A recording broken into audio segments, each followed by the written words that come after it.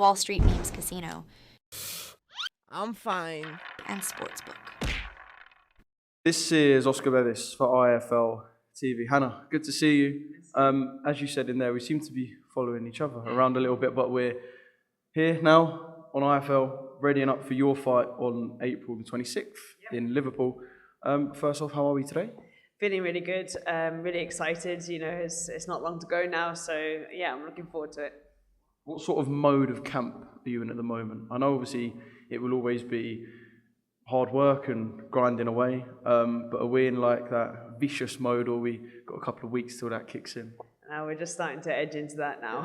So yeah, I'm starting to feel ready to go, and I'm looking forward to just like getting back in there on fight night and having a good fight and actually put on a show for the fans. That's what I'm looking forward to.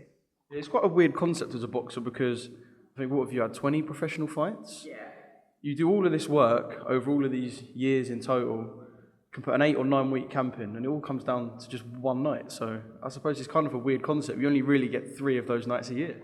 Exactly, and I think that's what we don't understand is like obviously there's all that hard work that goes into it. 10 weeks, maximum of you kind of like focusing in on a date, and then that date happens, and then it's just like 8-10 rounds, boom, you're done, you know, and it's just like, oh, it's all gone, you know, and then you wait and then you start the process again. So it's very different to everybody else who's kind of like regularly doing things, but keeps us busy anyway. I suppose you're used to it now. One of the more experienced female fighters in the game. Does it ever kind of get, or has it got like second nature when you start a camp? So when you started this camp, was it just kind of like wake up, yeah, I'm doing this again?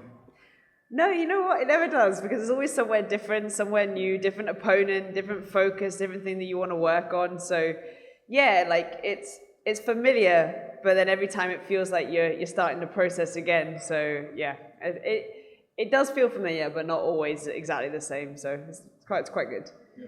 Well, Camp 21 well underway. Yeah. Just before we talk about what's to come, I don't think we've caught up since the defeat to Emma Kozin. Yeah. How do you process defeat like that, a defeat in a fight where there was so much on the line, so much you could have won? I can imagine kind of a really tough week or couple of weeks immediately after. To be honest, the whole experience was frustrating, but also just kind of a bit sort of overshadowed by the stuff with my gran and her dying and being in hospital and everything like that. So I kind of found it very difficult to process this one because I was also grieving for my gran, and it was a loss and a split decision. It wasn't my best performance. I didn't showcase really how I wanted to box, and there was a lot of other things going on, and it all played a part. And to lose out on so many big opportunities that I was really rooting towards, it's very hard to deal with, but like I said, very muted because the whole family were kind of grieving. So we had the funeral to prepare and everything like that. So I didn't really process this until kind of like into the new year. And, obviously I was devastated. It was a split decision. A lot of people had me winning. I felt, even though it wasn't my greatest performance, I felt like I did enough. So yeah, it's just generally frustrating and not how I wanted to showcase myself for my Queensberry debut. But, this is me getting back on track on the 26th of April. And yeah, I'm looking towards getting that third world title. Like I promised, I'm going to take it home to Scotland when I eventually get my shot. Yeah, I suppose when boxing is kind of all you do for so long, it might be easy at times to forget that, or especially forget for people looking on, that there is actually other things outside of you just getting in a ring and fighting. So I suppose a problem bigger than boxing that you had going on at the time. Absolutely, and like you just don't know how you're going to process these things, and like it's just so much to take in all at once. And obviously with the magnitude of that fight, it was a double world title shot, my Queensberry debut, there was so much going on. And then of course, like I was really close to my gran, so like it was like a double whammy of crap basically. So I managed to kind of move on a little bit from that. We had a beautiful funeral for her, so I am happy, and I'm just looking forward to actually getting back into the ring and showcasing what I can really do when I actually am performing and loving it, and that's the most important thing to me. Imagine how sweet the next world title is going to feel. There we go. So opponent wise, do you know what you've got on the 26th? So I'm going to be fighting a girl called Grace Wakameli. I think I've said that right. Apologies if not. And yeah, she's from Tanzania. She's coming in with a winning record. And you know, like I never come back in these things without a challenge. I like to be in there against good opponents. And there is a title attached to this one as well, WBA Continental, which I just found out about. So very excited. That's going to be announced pretty soon. So all in all, I'm always great jumping straight back in there and going to put on a show. Yeah. In terms of beyond that, obviously it's questions we've got to ask. I know your focus isn't beyond that, but I guess it's something you're thinking about. Always kind of got a plan for the future. We just spoke before I hit record on this, and you said obviously you want the rematch, that kind of revenge inside you, that revenge feeling that you've got. But there's also always so much going on, like you told me, in your division. Where's your kind of eyes set beyond the 26th? So to be honest, I'm really excited to be getting out on the 26th. Prior to the summer, because I'm going to be kind of caught up with the Olympics. I'm doing commentary for that, which is amazing. So that's my focus for the summer. But after that, you know, I'm fully focused on obtaining that third world title to take back to Scotland. That is my dream. That is my goal. And whoever seems to have them at the time is who I've got my eyes on. So obviously, if Terry Harper wants that rematch, or if she's going down, if she's staying up, who knows what's happening with her. But I'm always there for that one. And then, of course, there's Femke Herms as well. Obviously, Cozen, I'd love the rematch. I don't know if she might have to do a mandatory fight. I'm not sure about that either. But like I said, the 154 division changes all of the time. So by the time I get back in that ring for my shot at the world title, it'll be whoever it is, and I'm ready to take that title with both hands. Yeah. So you've got the Summer Olympics first in Paris. It's quite an exciting opportunity. Obviously, we've seen you do comms before. But to do it for the Olympics must be quite exciting. Yeah, no, I'm absolutely buzzing about it. I'm obviously like super excited, but also a little bit nervous because it's such a massive stage.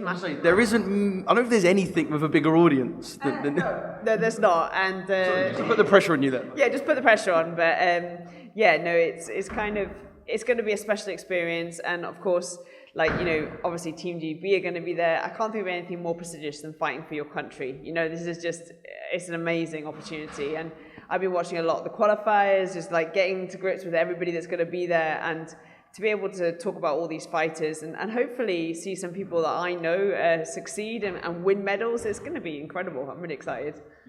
Yeah, can't wait. And that's kind of where I guess the next batch of our British stars will be blooded. Yeah. You mentioned Terry Harper, just on her defeat to Sandy. How did you take that fight? Well, that was exactly as I predicted it was going to go. Obviously, myself and Sandy, good friends, but yeah, I saw Sandy getting stoppage for that fight, and I think she did it earlier than I actually predicted for my BBC prediction. So yeah, massive props to Sandy for going out there and putting on a great performance. I just feel like maybe Terry didn't look like she really wanted to be there after the first few rounds.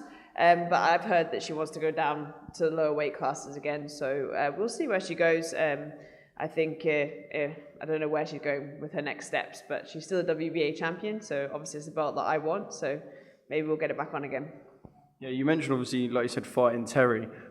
When you look at a fight that a fighter's been in, not just this example I'm going to kind of give with Terry, but when you look at fighting someone who's had a defeat and I guess there's a potential blueprint of how to beat them, do you take too much of that? Because obviously you're a different fighter to the person that's beating them. So do you kind of read too much into some of these defeats? Not really, no, because it's like I said, it's exactly how everyone acts on the night. You don't know what's going on in the background. Like, you know, this thing with me and Emma Cozen, like I didn't perform the way I know I've been performing the whole of the camp, but there's a lot of other things going on that other people didn't know about. So, you know, you can take what you want from a fight and you say, oh, well, that might work and this might work, but it's really down to what your game plan is on the night and how you implement it. And that's why I don't really focus too much on what other people have done. Yeah. Obviously, I said 20 fights in your career so far. I know we're not near the end, but it does feel like you've been a pro for a while. You've achieved a lot. I just kind of want to ask what your bucket list is for the remainder of your career. Is there like 3 or 4 things that you've got just kind of sitting there, be it a place you want to fight, a belt you want to win, a person you want to fight, anything, a country you want to fight? Have you got like just a couple things you kind of want to tick? Yeah, this will be my, like you said, 21st professional fight. And someone called me a vet the other day, and I was like, you know what? I'll take that. I'll take it. Yeah. Are you not kind of a bit like, excuse me, I'm still? Yeah, it's like veteran. That was, when you say it like that, it's 21 fights. That's It's quite a compliment in boxing, though. It's quite a compliment. Yeah, I'll take it like that. But for me, yeah, I do have a few things I want to tick off. I definitely want to take that third world title back to Scotland. That is 100% on my list. It's a fantastic journey being in boxing, where I'm at, where I've gone all around the world, different countries, different places, met amazing people, trained with amazing people, fought amazing people. For me, I'm just seeing as it comes, but that's one of the things on my list. I have a few others, but I'll keep them to myself. Wall Street Memes Casino, I'm fine. and Sportsbook.